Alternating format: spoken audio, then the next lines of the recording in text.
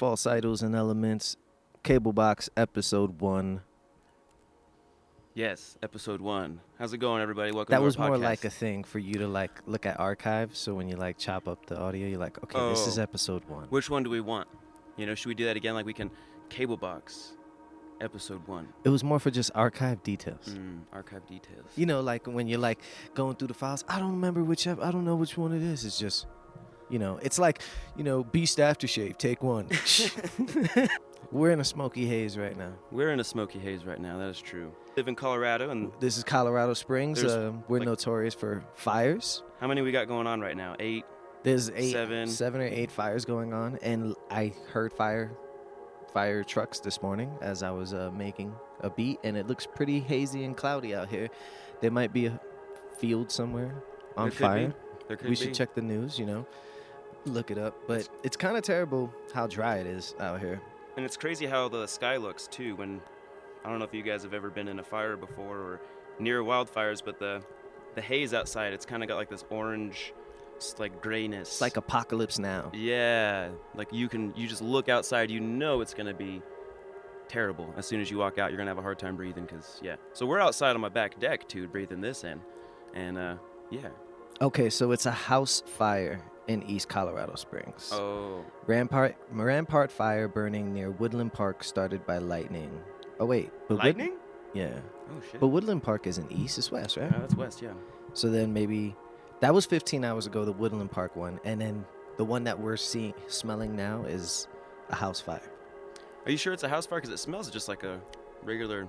25 Wildfire. minutes ago, house fire in East Colorado Springs. Because this is more like enveloping. Yeah, like this is this like is this the is like Woodland this Park. is like you know, the wind. This is convection, blowing man. smoke. Yes. You know, in our direction, and you know, Uh-huh.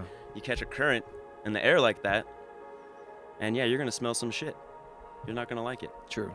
Yes. So yeah, this might be what's coming off of the Woodland Park fire. It's just crazy. It's so dry. And like we have a lot of like forests, kind of like there's trees And dry and- forest, and no one picks up all the dead pine needles and leaves and shit every year, so that stuff just accumulates on the ground. Right. Man, I was just hiking yesterday, South Cheyenne Canyon by this touristy trap, Seven Falls, and there's this little creek, and I wanted to get my feet wet because it's been so fucking hot. Mm-hmm. And the creek was dried up. Like as soon as you get out of the car, you can hear, you know, I expect to hear this water flowing, and I haven't been there for maybe about a year, I guess. It's not even that Wow. far, but I haven't been to this spot for about a year, but I went there and didn't hear anything. You know, you get closer, you hear like a little puddle sound, Wow. little pond puddle sound, you know, and I got there. I mean, there was a little bit of a stream, but man, it was just like barely anything. You could fit like 1 foot in there. Shit is drying up. Yeah, it didn't even reach to your ankles at all. It's crazy how dry it is. No snow melt, and I'm hoping that, you know, everything's cyclic. You know, global warming has kind of multiple effects. It's not just Right. you know, certain places get hotter, certain places get colder, certain places get wetter, certain places get drier. Hopefully we'll be on one of those wet spells here soon, and Yeah. but if it goes there, we'll probably just get flash flooded, and you know, that's another like it does that's in another thing. Manitou Springs. Yeah. So when the rain hits, then, you know, that combination with the forest fires, because the fires actually make it harder for the land to retain water. So when Yes. you get rain, and it's more inclined to form mudslides. And there's been, I don't know if you remember, like the Highway 24 going up Manitou. Yeah, that was a few years back. You remember seeing like that shit's Yeah. like a river just It coming almost- down there, like just taking cars down the road. It almost like shut that little city down. It Right. like Yeah, it almost destroyed a lot of it, and man, that was really bad. They had to really protect it. After that, they were, you know, blocking it off, you know, from the hills and stuff, so the runoff wouldn't, you know, and after affect the buildings. I think after that, that's when I started to notice like how much of it really is a touristy spot. Like, because we always say when I first moved here, it wasn't very busy all the time, Right. and it wasn't just a very touristy spot. So maybe after that catastrophe they had, the businesses and the community was probably like, you know, we need to make it a little more tourist friendly to like, you know, generate revenue to sustain the city. So that's why you see all those parking. Well, I bet they got a lot of publicity out of that too. I'm sure that made international news, maybe. I don't know. Oh, That was pretty It- crazy. It was so, national. Yeah, I so- remember my mom was saying, "Oh my gosh, little Manitou Springs," because she loves it there. So people are like, yeah, Manitou, and then they probably saw cool pictures of how awesome that little town is, because it's really historic. Like all those buildings are old. It's like all these really, I'm not good with architecture, so I couldn't tell you it's rustic or it's this or Brutal. or Greco. I don't know any of that. But, Yeah. it's like old style. It's in the mountain. It's really pretty. It almost reminds you of like maybe what parts of Europe are like. Maybe I imagine like a little town in Sweden or something. Yeah. On the mountainside, like really narrow roads. The buildings are like really old and It reminds me of a little city or a little town that you would see in a movie that took place in the fall or like Halloween time. yes. It's got, you know what I'm saying? And Yes. it's like a movie that focuses And then like on one of this those little- houses is like haunted or yeah, something. and it's really old, and I like it. I actually like the ambiance there, and that's why I kind of get bummed whenever I do go there. And I'm like, it took away from the whimsicalness Yeah. that it had. It was whimsical. You Is just that see a- all these like white tourists with like big old fucking like the fishing hats and they got their cameras around their necks. They basically look like me. Like I Oh, kind of look like a hi. tourist. Oh, I'm one hi. of those guys too. Just so you know, full disclosure. You do look like a I do look tourist. like that. However, I grew up here, so I feel like I am what is it entitled to Yes. a little more of the land. I You're- don't know. We There I are don't- people I don't know about here the who land. feel like that. There Yeah. are people here who feel like that, and they're like Colorado native. yeah, And I'm like, represent. Not really. When you really want to get technical, Right, if you want to go that far Colorado back. natives. My are shit doesn't swiped go out. back. Yeah, my shit doesn't go back too far. Yeah, I could see of maybe like more of the Mexican culture saying Colorado native because Sure, they sure, could sure. probably trace Even back trace it back to native indigenous populations. indigenous, like my great Sure. great grandma. Yeah. This was shit, and then fucking America just drew a line and said, Right. "This is America now." And I mean, I you're could- Mexico. Yeah, exactly. And I came from probably a piece that, like most Americans are like, what, 1/14 Cherokee or one of those, That's usually how it goes. And I'm sure I got some Cherokee back there I somewhere want to too. do. I want to do that DNA. What is it? Ancestry. Yeah. The DNA. I want to do it. I'm kind of scared though because You could be like, I lived a lie. yeah, you My know whole what I'm life. saying? You know what I'm saying? Like a lot of people go through that. Yeah. It depends on how strongly you identify yourself. Like that Danielle is it Danielle Brugge? No, it's Oh, the that other white one. chick? The That other white chick chick. that's, like, really black, whatever. Vicky. Yeah, she did that, and it said she had like 8% black, and she just ran with that as her marketing.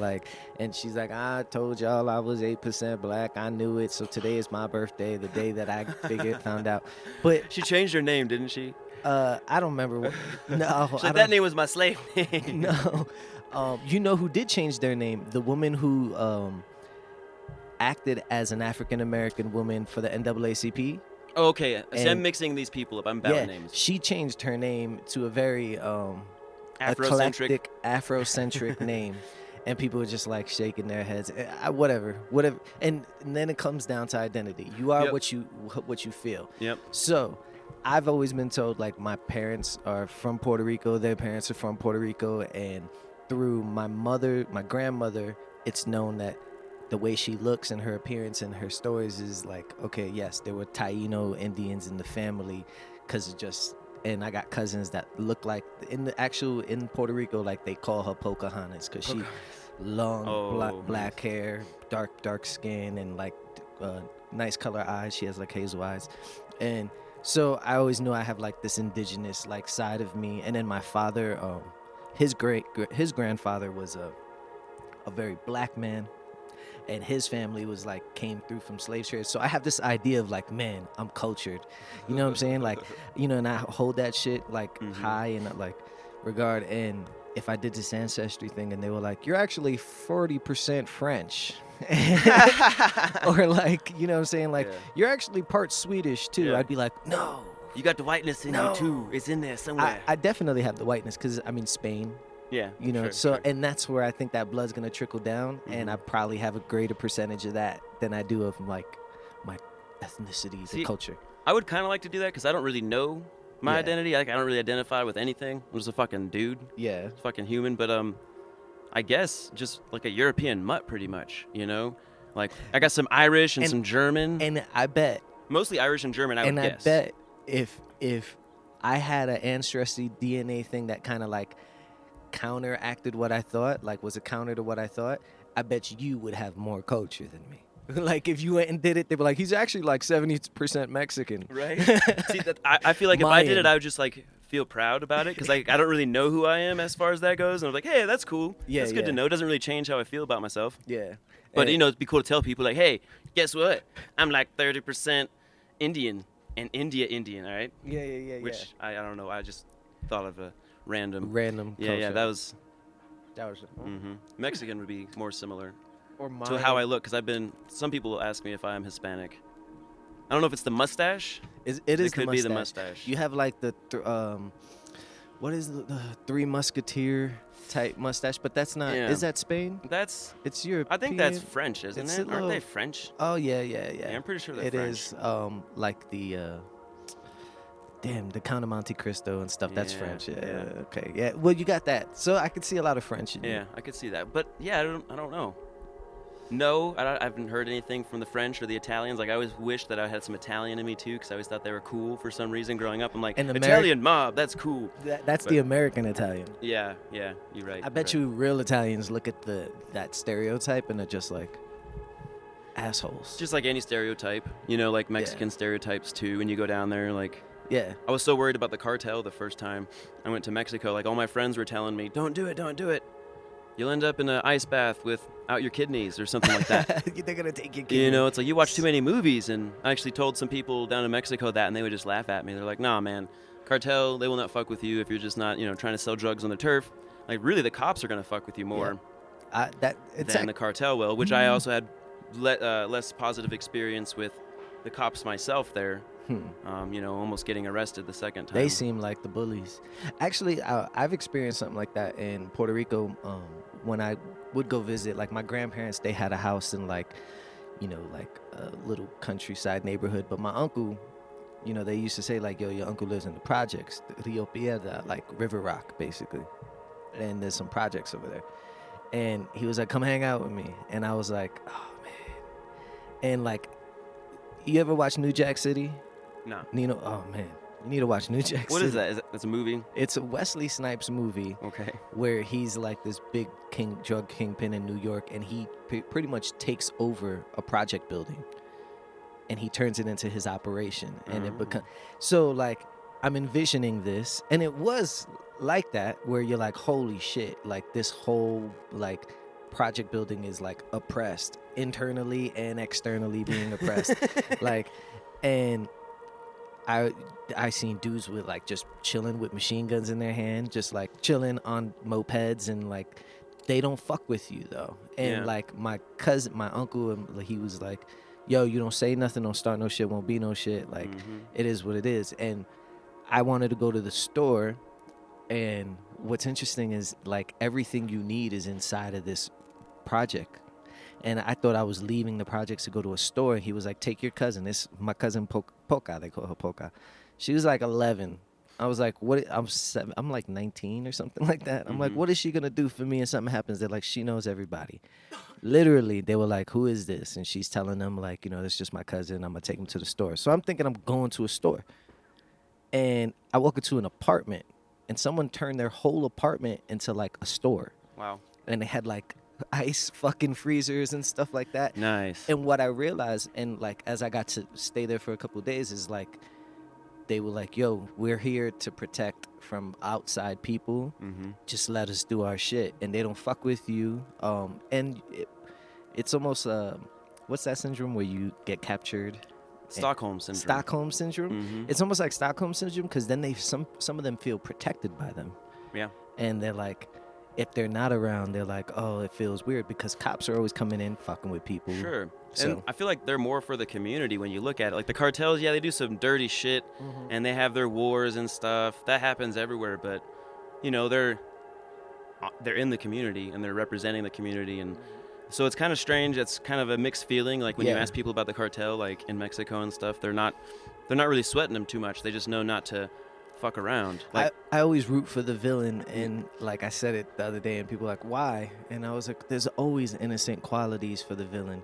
Like corporate villains, I'm always gonna not root for. Right. But usually it's almost like the underdog villain, like the Robin Hood almost. Yeah, it's almost like, yes, all we're portraying is the aggression and the anger and the results of a life that this person chose, but most of the time, a lot of them did it out of necessity.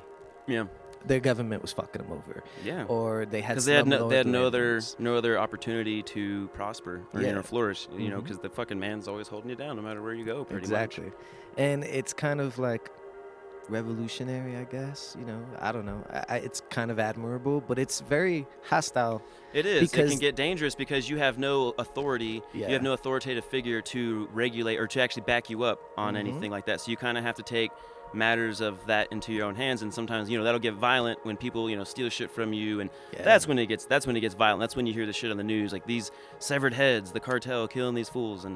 But man, like the first time I was in Mexico, like I walked over to Tijuana, walk around in Tijuana, like whenever I tell people I went to Tijuana, like, oh god, that's like a gross city. And it was there are parts sure that are gross, but there are parts of New York City that were way grosser than the parts of Tijuana that I saw. But walking around there, middle of the night, like 2 a.m. with a beautiful Latina, like little, she's tiny, kind of like smaller girls.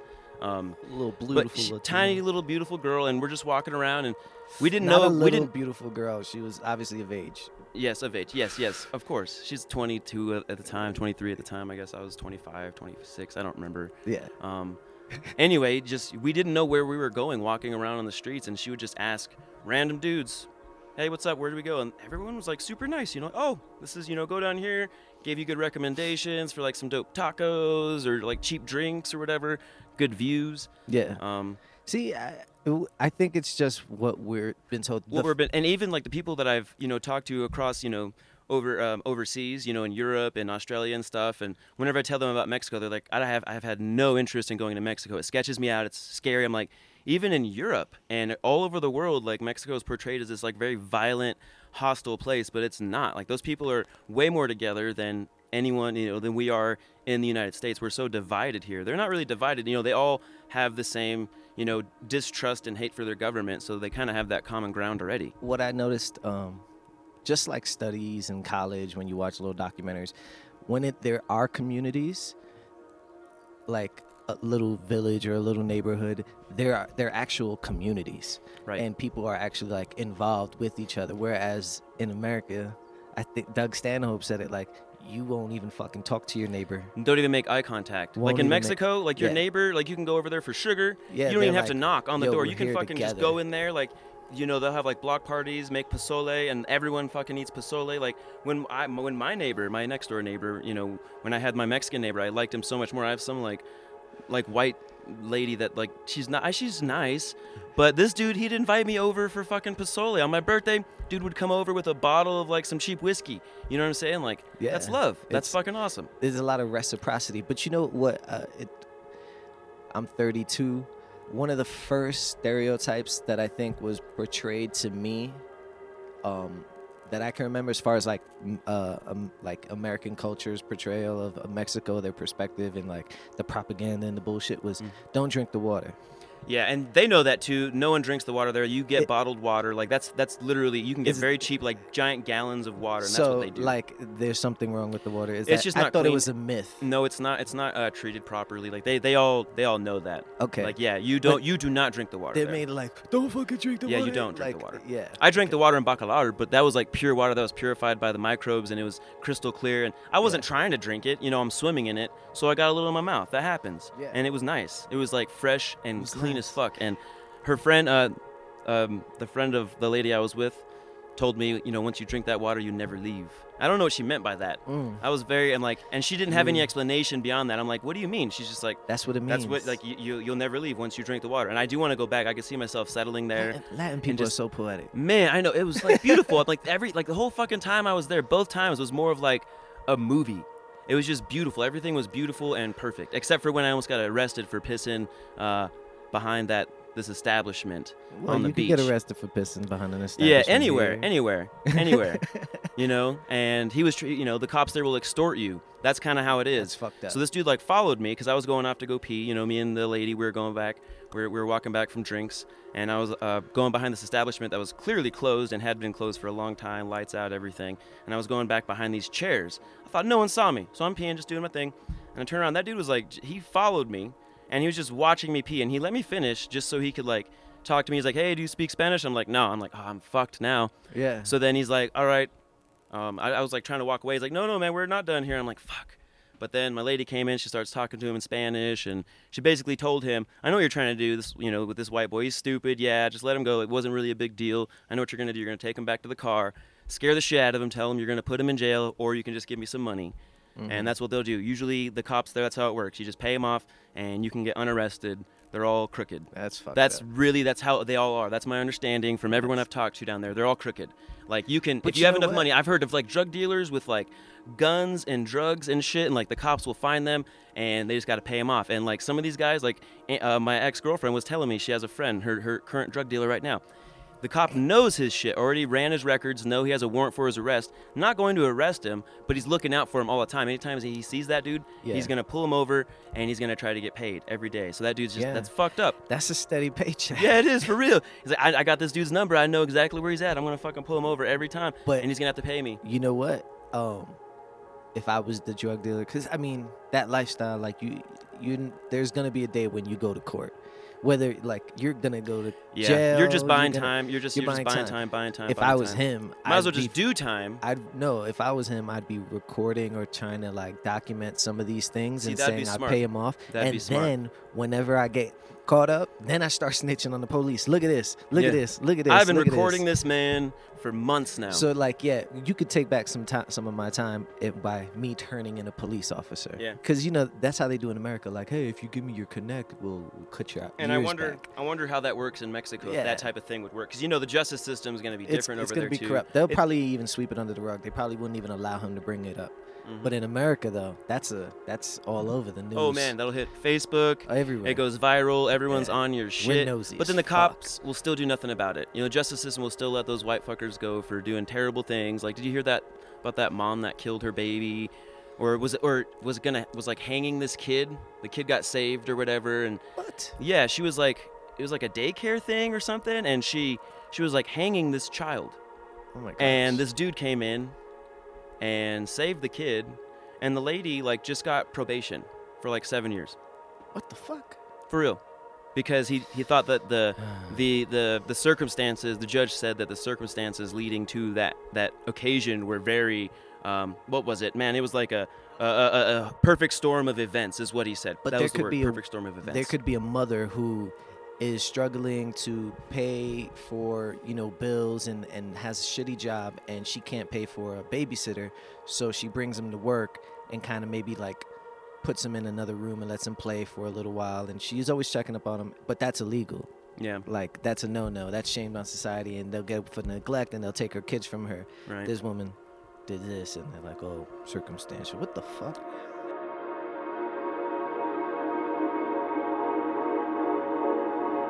Thank you for listening to the Cablebox podcast. Stay informed.